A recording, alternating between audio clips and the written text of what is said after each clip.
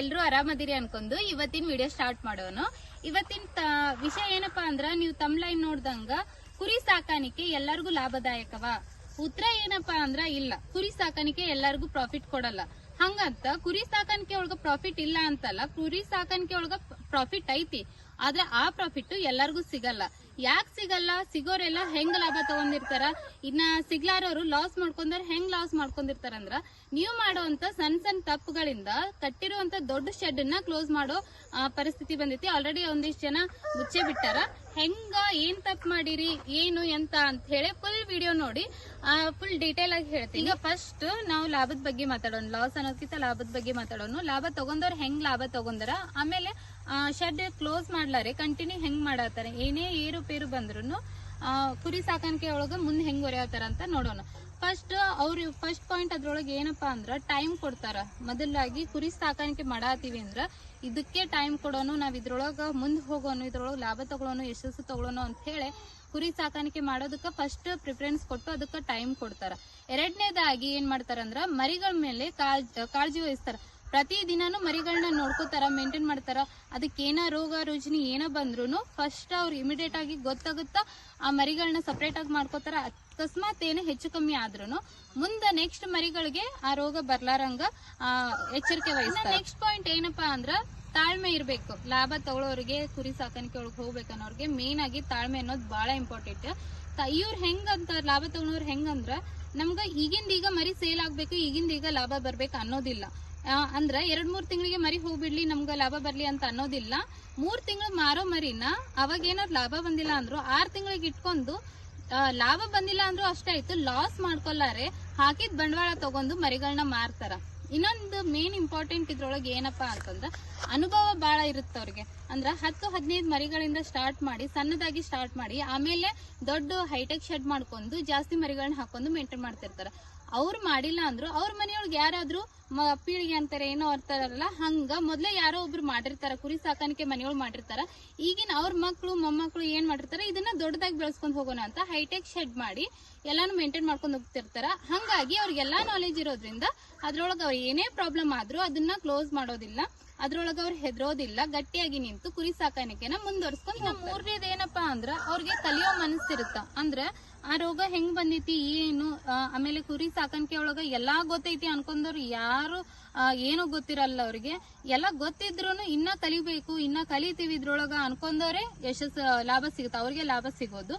ಇನ್ನ ಒಂದ್ ಪಾಯಿಂಟ್ ಏನಪ್ಪಾ ಅಂತಂದ್ರೆ ಅವ್ರದ್ದು ಹೊಲ ಮತ್ತೆ ಜಾಗ ಜಾಸ್ತಿ ಇರುತ್ತ, ಅಲ್ಲೇ ಮೇವ್ ಹಚ್ಕೊಂಡಿರ್ತಾಳ. ಒಂದಿಷ್ಟ ಏನಾದ್ರು ಹೊರಗ ತಗೊಂಡ್ರು ಪರ್ಚೇಸ್ ಮಾಡ್ಕೊಂಡ್ರು, ಕಾಳು ಹಿಂಡಿ ಫೀಡ್ ಏನಾದ್ರು ಹೊರಗ್ ತಗೊಂಡ್ರು ಹೊಟ್ಟು ಮೇವಿಗೆಲ್ಲಾನು ಅಲ್ಲಿ ಅವ್ರ ಕಡೆನೆ ಅಡ್ಜಸ್ಟ್ ಮಾಡ್ಕೊಂಡಿರ್ತಾರ, ಅವ್ರು ಹೊಲದಾಗ ಹಚ್ಕೊಂಡಿರ್ತಾರ. ಸೊ ಅಲ್ಲಿ ಅರ್ಧ ಖರ್ಚು ಉಳಿತೈತೆ, ಅವ್ರಿಗೆ ದುಡ್ಡು ಸೇವ್ ಆಗ್ತಾವ.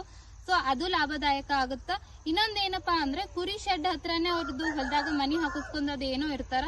ಸೊ ಹಂಗಿದ್ದಾಗ ಅವ್ರ ದಿನನಿತ್ಯನು ಮರಿಗಳನ್ನ ಕುರಿಗಳನ್ನ ಆಮೇಲೆ ಶೆಡ್ ನ ಮೇಂಟೈನ್ ಮಾಡ್ಕೊಂಡು ಹೋಗೋದ್ರಿಂದ, ಹೈಜೀನ್ ಇಟ್ಕೊಳೋದ್ರಿಂದ ಅಲ್ಲಿನೂ ಅವ್ರಿಗೆ ಲಾಭ ಸಿಗುತ್ತೆ. ಇಲ್ಲಿ ತಿಳ್ಕೊಬೇಕಾಗಿರೋ ವಿಚಾರ ಏನಪ್ಪಾ ಅಂದ್ರ ಕುರಿ ಸಾಕಾಣಿಕೆ ಅನ್ನೋದು ಯಾವ್ದೋ ಲಾಟ್ರಿ ಟಿಕೆಟ್ ಅಲ್ಲ ಒಮ್ಮಿದೊಮ್ಮೆ ಹೊಡೆದು ನಾವು ಶ್ರೀಮಂತ ಆಗೋದಕ್ಕ. ಇದು ವ್ಯಾಪಾರ ಹೆಂಗಿರುತ್ತ, ಒಂದೊಂದ್ಸರಿ ಏರು ಇರುತ್ತೆ, ಒಂದೊಂದ್ಸರಿ ಪೀರು ಇರುತ್ತೆ, ಲಾಸ್ ಇರುತ್ತೆ, ಪ್ರಾಫಿಟ್ ಇರುತ್ತೆ. ಇದ್ರೊಳಗೆ ತಾಳ್ಮೆ ತಗೊಂಡ್ ಹೋಗೋರು ಅಷ್ಟೇ ಲಾಭ ತಗೋತಾರ. ಹಂಗಾಗಿ ಈಗ ಲಾಸ್ ತಗೊಳೋರು ಹೆಂಗ್ ತಗೋತಾರಪ್ಪ ಅಂದ್ರ ಅವ್ರದ್ದು ಏನ್ ಮಾಡಿರ್ತಾರ, ಒಂದ್ ಮೈಂಡ್ ಸೆಟ್ ಇರುತ್ತ. ಒಬ್ರನ್ನ ಯಾರನ್ನೋ ನೋಡಿ ಅವರು ಕುರಿ ಸಾಕಾಣಿಕೆ ಸ್ಟಾರ್ಟ್ ಮಾಡಿರ್ತಾರ. ಅವ್ರ ಹೆಂಗ್ ಫುಡ್ ಹಾಕ್ತಾರ ಹಂಗೆ ಫುಡ್ ಮೇಂಟೈನ್ ಮಾಡ್ತಾರ, ಹಂಗೆ ಮರಿಗಳನ್ನೂ ಮೇಂಟೈನ್ ಮಾಡ್ತಾರ. ಅವ್ರ ಮರಿ ಚಾಯ್ಸಿಂಗ್ ಗೊತ್ತಾಗ್ಲಿಲ್ಲ ಅಂದ್ರು ಯಾರ್ ನೋಡ್ ಮಾಡಿರ್ತಾರಲ್ಲ ಅವ್ರನ್ನೇ ಕರ್ಕೊಂಡ್ ಹೋಗಿ ಮರಿಗಳು ತಂದಿರ್ತಾರ. ಆದ್ರೂ ಅವ್ರಿಗೆ ಪ್ರಾಫಿಟ್ ಸಿಗುತ್ತ, ಅವ್ರ ಮರಿಗಳು ಚಲೋ ಇರ್ತಾವ. ನಮ್ ಮರಿಗಳಿಗೆ ಆರೋಗ್ಯದ ಸಮಸ್ಯೆ ಆಗಿ ಒಂದಿಷ್ಟು ಮರಿಗಳು ಫೇಲ್ ಆಗ್ತಾವ. ಅದಾದ್ಮೇಲೆ ಅವ್ರು ಸಿಕ್ಕಂತ ಮಾರ್ಕೆಟ್ ನಮ್ಗ್ ಸಿಗಲ್ಲ. ಯಾಕೆ ಸಿಗಲ್ಲ ಅನ್ನೋದೇ ಅವ್ರಿಗೆ ಗೊತ್ತಾಗಲ್ಲ. ಸೊ ನೆಕ್ಸ್ಟ್ ನಾನು ಲಾಸ್ ಯಾಕೆ ಮಾಡ್ಕೋತೀರ ಅಂತಿರಲ್ಲ, ಅದ್ರೊಳಗೆ ಹೇಳ್ತೀನಿ. ನಾವು ಲಾಭ ಹೆಂಗಾಗುತ್ತಾ ಏನು ಅಂತ ಹೇಳಿ ಅದ್ರ ಬಗ್ಗೆ ಏನೆಲ್ಲ ಪಾಯಿಂಟ್ಸ್ ಅದಾವು ತಿಳ್ಕೊಂಡಿವಿ. ಈಗ ನಷ್ಟ ಹೆಂಗಾಗುತ್ತಾ ಅಂತ ತಿಳ್ಕೊಳೋನು. ಸೊ ಇದ್ರೊಳಗ ಫಸ್ಟ್ ಪಾಯಿಂಟ್ ಏನಪ್ಪಾ ಅಂದ್ರ ತಾಳ್ಮೆ ಅನ್ನೋದು ಬಹಳ ಇಂಪಾರ್ಟೆಂಟ್. ಸೊ ಈ ನಷ್ಟ ಏನ್ ಆಗುತ್ತಲ್ಲ, ಲಾಸ್ ಮಾಡ್ಕೊಳ್ಳೋರ್ಗೆ ತಾಳ್ಮೆ ಅನ್ನೋದೇ ಇರೋದಿಲ್ಲ. ಯಾಕಂತಂದ್ರೆ ನಾ ಆಗ್ಲೇ ಹೇಳ್ದಂಗ ಯಾರ್ದೋ ಒಬ್ರದ್ದು ನೋಡಿರ್ತಾರ, ಅವ್ರ ನೋಡಿ ಏನು ಶೆಡ್ ಮಾಡ್ತಿರ್ತಾರ, ಅವ್ರ ನೋಡಿ ಕುರಿ ಸಾಕಾಣಿಕೆ ಮಾಡೋರು ಅವ್ರ ಹೆಂಗಂದ್ರ 3 ತಿಂಗಳಿಗೊಮ್ಮೆ ಮಾರ್ತೀವಿ, 3,000 ರೂಪಾಯಿ ಲಾಭ ಹಿಂಗೆಲ್ಲ ಹೇಳ್ಬಿಟ್ಟಿರ್ತಾರೆ. ಇವ್ರಿಗೂ ಹಂಗೆ ಆಗ್ಬೇಕು. ನಾವು 3 ತಿಂಗಳಿಗೊಮ್ಮೆ ಮರಿ ಮಾರ್ಬೇಕು, ಜಲ್ದಿ ಮರಿ ಸೇಲ್ ಆಗ್ಬೇಕು, ಜಲ್ದಿ ಇನ್ಕಮ್ ಬರ್ಬೇಕಂತಾರ. ಕುರಿ ಸಾಕಾಣಿಕೆ ಅನ್ನೋದು ವ್ಯಾಪಾರ ಲಾಟ್ರಿ ಅಲ್ಲ ಅಂತ ನಾನು ಆಗ್ಲೇ ಹೇಳೀನಿ. ಇದ್ರೊಳಗ ತಾಳ್ಮೆ ಇಟ್ಕೊಂಡು ಯಾರು ವ್ಯಾಪಾರ ಮಾಡ್ತಾರ ಅವ್ರಿಗೆ ಲಾಭ ಇರುತ್ತ. ತಾಳ್ಮೆ ಇಲ್ಲಾರ ಯಾರು ವ್ಯಾಪಾರ ಮಾಡಕ್ ಹೋಗ್ತಾರಲ್ಲ ಅವ್ರಿಗೆ ಲಾಸ್ ಆಗೋದಂತೂ ಖಂಡಿತವಾಗಿ ಲಾಸ್ ಆಗೋ ಪಾಯಿಂಟ್ ಏನಪ್ಪಾ ಅಂದ್ರ ಆರೋಗ್ಯ ಮತ್ತ ಆಹಾರದ ಬಗ್ಗೆ ನಿರ್ಲಕ್ಷ್ಯ ಮಾಡ್ತಾರೆ. ಯಾವ ರೀತಿ ಅಂತಂದ್ರೆ ಆರೋಗ್ಯದ ಬಗ್ಗೆ ಈಗ ಟೈಮ್ ಟು ಟೈಮ್ ವ್ಯಾಕ್ಸಿನ್ ಹಾಕ್ಸೋದಿಲ್ಲ, ಆಮೇಲೆ ಡಿವಾರ್ಮಿಂಗ್ ಮಾಡಿಸೋದಿಲ್ಲ.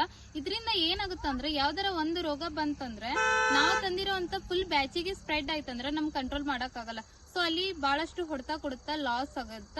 ಇನ್ನು ಆಹಾರದ ಬಗ್ಗೆ ಹೆಂಗ್ ನಿರ್ಲಕ್ಷ್ಯ ಮಾಡ್ತಾರಂದ್ರೆ ಹಸಿ ಮೇವು ಒಣ ಮೇವು ಕಡಿಮೆ ಕೊಟ್ಟು ಕಾಳುಗಳನ್ನ ಜಾಸ್ತಿ ಮಾಡ್ತಾರ ವೇಟ್ ಗೇನ್ ಆಗ್ಲಿ ಅಂತ. ಆದ್ರೆ ದೊಡ್ಡ ಮಿಸ್ಟೇಕ್ ಇದು. ಯಾವಾಗ್ಲೂ ಒಣ ಮೇವು ಹಸಿ ಮೇವು ಜಾಸ್ತಿ ಮಾಡಿ ಕಾಳುಗಳನ್ನ ಕಡಿಮೆ ಕೊಡ್ಬೇಕು. ಅಂದ್ರೆ 2 ಹೊತ್ತು ಹಸಿ ಮೇವು ಒಣ ಮೇವು ಹಾಕಿ ಆಮೇಲೆ 1 ಹೊತ್ತು ಅಷ್ಟೇ ಕಾಳುಗಳು ಹಾಕಿದ್ರೆ ಮರಿಗಳು ಹೆಲ್ದಿ ಆಗಿರ್ತಾವ, ಡೈಜೆಷನ್ ಪವರ್ ಇರುತ್ತೆ ಅದಕ್ಕ.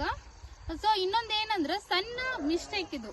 ಸಣ್ಣ ಮಿಸ್ಟೇಕ್ ಇಂದ ನೀವು ಕಟ್ಟಿರುವಂತ ದೊಡ್ಡ ಶೆಡ್ ನ ಕ್ಲೋಸ್ ಮಾಡ್ಕೊಳ್ಳೋ ಪರಿಸ್ಥಿತಿ ಬರುತ್ತೆ. ಹೆಂಗಪ್ಪ ಅಂತಂದ್ರೆ ನೀರು ಸ್ವಚ್ಛವಾಗಿ ಇಡೋದಿಲ್ಲ, ಗಲೀಜಾಗಿರುವಂತ ನೀರು 2-3 ದಿನದಿಂದ ಇಟ್ಟಿರುವಂತ ನೀರು ಅವು ಮರಿಗಳಿಗೆ ಕುಡಿಸ್ಕೊಂಡ್ ಹೋದ್ರೆ ಏನಾಗುತ್ತೆ ಅಂದ್ರೆ ರೋಗಗಳು ಜಾಸ್ತಿ ಬರ್ತಾವ.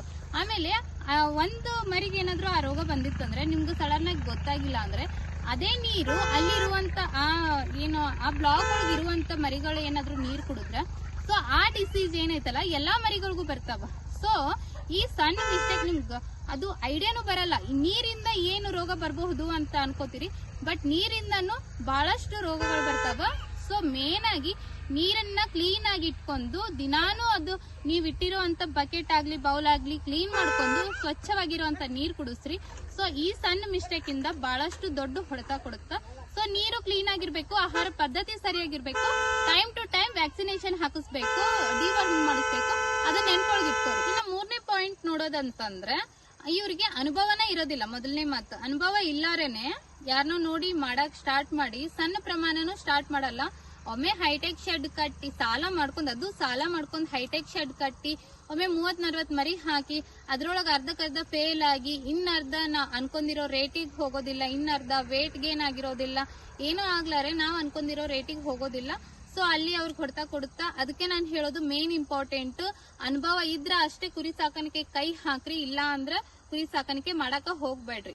ಸೊ ನೆಕ್ಸ್ಟ್ ಪಾಯಿಂಟ್ ಹೇಳ್ಬೇಕಂದ್ರ ಅವ್ರಿಗೆ ಮರಿಗಳ ಮೇಲೆ ಅಷ್ಟು ಗಮನ ಕೊಡೋದಿಲ್ಲ. ಅವ್ರಿಗೆ ಏನಪ್ಪಾ ಅಂದ್ರ ದುಡ್ಡು ಕೊಟ್ಟು ಮರಿಗಳನ್ನ ತರಬೇಕು, 3 ತಿಂಗಳಾಗಿಂದ ಸೇಲ್ ಮಾಡ್ಬೇಕು, ಇಷ್ಟ ತಲೆಗಿರ್ತೈತಿ. ಅದ್ರ ನಡುಕ್ಕ ಮರಿಗಳಿಗೆ ಎಷ್ಟು ಆರೋಗ್ಯದ ಸಮಸ್ಯೆ ಆಗ್ತಾವೋ, ಎಷ್ಟು ಮರಿಗಳು ಸಾಯ್ತಾವ ಅಂದ್ರೆ ಟೆನ್ಷನ್ ಇರ್ತದ. ದುಡ್ಡು ಕೊಟ್ಟಿವಿ ಅಂತ ಹೇಳಿ ಮರಿಗಳು ಸಾಯ್ತಾವ ಅಂತ. ಆದ್ರೆ ಅವರು ರೀಸನ್ ಹುಡ್ಕಕ್ ಹೋಗಲ್ಲ. ಎಲ್ಲಿ ಫೇಲ್ ಆಗತೈತಿ, ಅಷ್ಟು ಮರಿಗಳು ಸಾಯತಾವ ಅಂದ್ರೆ ಯಾಕೆ ಸಾಯತಾವು, ಏನ್ ಪ್ರಾಬ್ಲಮ್ ಆಗತೈತಿ, ನಮ್ಮಿಂದ ಏನಾದ್ರು ಮಿಸ್ಟೇಕ್ ಆಗತೈತಾ ಅಥವಾ ಏನು ಅಂತ ಅದ್ರ ಬಗ್ಗೆ ಏನು ತಲೆ ಕೆಡಿಸ್ಕೊಳಲ್ಲ. ಸೊ ಈ ಬ್ಯಾಚ್ ಸರಿ ಇಲ್ಲ ಅಂದ್ರೆ ಇದನ್ನ ಮಾರ್ಬಿಡೋನು, ನೆಕ್ಸ್ಟ್ ಬ್ಯಾಚ್ ಚಲೋ ತಂದು ಇನ್ನೊಂದ್ ಚಂದಾಗಿ ಸ್ಟಾರ್ಟ್ ಮಾಡೋನು ಅಂತಾರ. ಸೊ ಇದ ಬ್ಯಾಚ್ ಸರಿಯಾಗಿ ಮಾಡಿಲ್ಲ ಅಂದ್ರ ಅವ್ರು ಇದ್ರ ಬ್ಯಾಚ್ ಒಳಗ ಅವ್ರ ಅನುಭವ ತಗೊಂಡಿಲ್ಲ ಅಂದ್ರ ನೆಕ್ಸ್ಟ್ ಬ್ಯಾಚ್ ಒಳಗೆ ಏನ್ ತಗೋತಾರ. ಸೊ ಇಲ್ಲಿ ಮಿಸ್ಟೇಕ್ ಮಾಡಿ ಅವರು ಇಲ್ಲಿನೂ ಲಾಸ್ ಪಡ್ಕೋತಾರ. ಸೊ ನೆಕ್ಸ್ಟ್ ಪಾಯಿಂಟ್ ಏನಪ್ಪಾ ಅಂತಂದ್ರೆ ಇವ್ರಿಗೆ ಮಾರುಕಟ್ಟೆ ಬಗ್ಗೆ ಐಡಿಯಾನ ಇರೋದಿಲ್ಲ. ಅಲ್ಲಿ ಯಾವ ರೀತಿ ಮರಿಗಳು ಸೇಲ್ ಆಗ್ತಾವು, ಎಷ್ಟಿರ್ಬೇಕು ಅಂತ ಹೇಳಿ. ಇನ್ನೊಂದು ತೂಕ ಬರೋಕ್ಕಿಂತ ಮುಂಚೆನೆ ಮಾರಕ್ ಹೋಗ್ಬಿಡ್ತಾರ. ಸೊ ಸರಿಯಾಗಿ ರೇಟ್ ಸಿಗೋದಿಲ್ಲ. ಇನ್ನೊಂದ್ ಏನಂತ ಮಧ್ಯವರ್ತಿಗಳಂತ ಏನಿರ್ತಾರ ದಳ್ಳಾಳಿಗಳು ಅಂತ, ಅವ್ರ ಮಿಡಲ್ ಬಂದು ಏನೋ ಒಂದ್ ಹೇಳಿಂದ ಯಾರೋ ಒಬ್ರು ಮಾತ್ ಕೇಳಿ ರೇಟ್ ಬಿಟ್ಟು ಕೊಟ್ಬಿಡ್ತಾರ. ಸೊ ಇಲ್ಲಿನೂ ಲಾಸ್ ಆಗುತ್ತಾ.